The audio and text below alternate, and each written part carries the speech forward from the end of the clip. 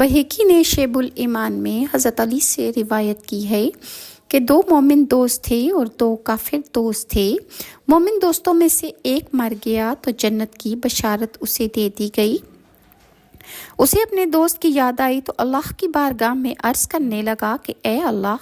मेरा फ़लाँ दोस्त मुझको तेरे रसूलों की अताअत का हुक्म देता था, वो मुझे नेकी की तरगीब दिलाता था और मुझे बुराई से रोकता था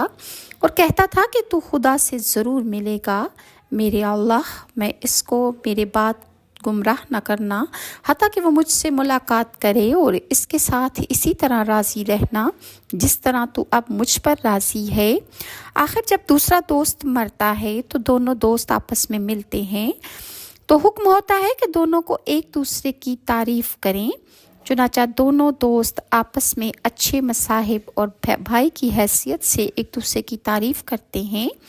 मगर जब काफिर दोस्तों में से कोई मरता है और इसको जहन्नुम का ठिकाना बता दिया जाता है तो वो अपने दोस्त के बारे में कहता है कि ए अल्लाह, वो मुझे तेरी और तेरे रसूलों की नाफरमानी करने और बुराई की तरगीब देता था। मेरा दोस्त मुझे भलाई से रोकता था, कहता था कि खुदा से कभी नहीं मिलना। मौला, तू इसको मेरे बाद हदायत ना देना हत्ता कि वो मुझे आकर इसी तरह जहन्नुम में मिले तो इस पर भी इसी तरह तू नाराज़ रहना जिस तरह तू मुझसे नाराज़ है। चुनांचे जब उसका काफिर दोस्त मरता है तो दोनों दोस्त जहन्नुम में आपस में मिलते हैं तो एक दूसरे को बुरा साथी और बुरा भाई बयान करते हैं। अबू नईम ने लैस बिन साद रज़ी अल्लाह अन्हा से रिवायत की है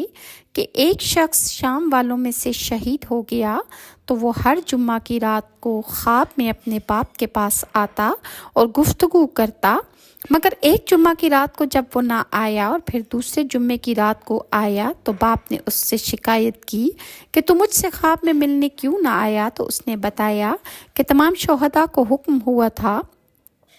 कि वो हज़रत उमर बिन अब्दुल अज़ीज़ के जनाजे में शिरकत करें कि जो इस वक्त फोत हो चुके हैं,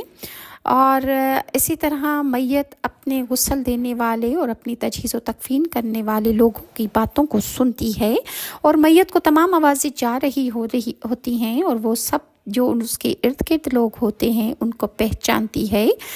अबू नईम ने उमर बिन दीनार से रिवायत की है कि जो भी मरता है उसकी रूह एक फरिश्ते के कब्ज़े में रहती है जो इसके जिस्म की तरफ देखता है